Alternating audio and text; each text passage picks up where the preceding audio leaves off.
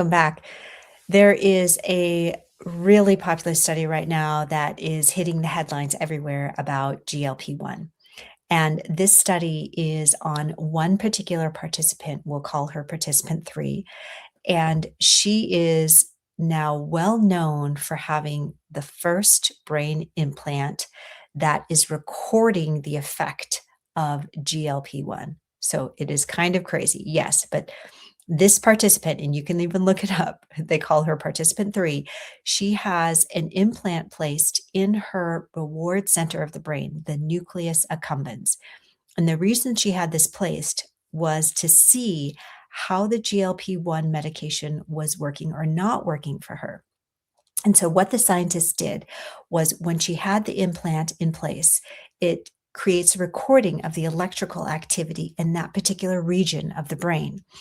And when she was feeling cravings and thinking of food, they could see what they called a delta theta wave. So basically, they started to see rhythms within that portion of the brain that would activate when those cravings rose up or her desire for food was rising.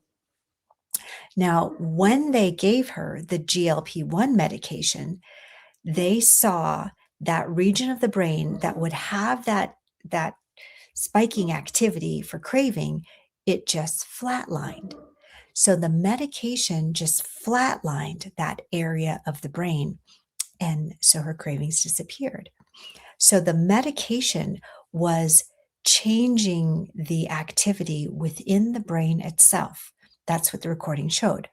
Now, when she was having the medication administered on a regular basis, the activity of the brain was flatlined for approximately 5 months, but then something happened.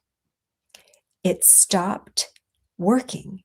The brain adapted to the medication. So then researchers increased the dose of medicine, and even at the highest dose, the GLP-1 could no longer flatline that region of her brain. So the cravings continued, the activity returned, and the medication was continued on a daily basis, but could no longer suppress that craving or the activity within the brain itself that was being measured. So scientists now know that the GLP-1s work by suppressing the activity within a particular region of the brain, but that suppression eventually causes the brain to adapt, and then its activity starts to come up again, or it restarts that craving wavelength that the scientists discovered within the nucleus accumbens. So this now explains why some people who have been on the medicine for a few months find that it stops working after a while. Now, it probably does reach a different adaptation period for each individual, meaning that it's going to be 5 months for participant 3, but could be longer for someone else using the medication, perhaps 1 year or maybe even 2 years. We don't know. It might be different for each individual. But what we do know now from this study is that the brain is adapting to the medication.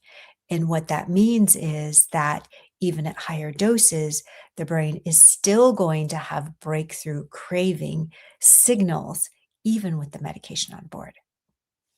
So it's more important than ever for people to consider circadian lifestyles and eating within the right window to activate metabolism in a more natural way, in a more rhythmic way that will get the organs working together and speed up baseline metabolism, as well as other lifestyle changes. Thanks for joining me today. You guys take care.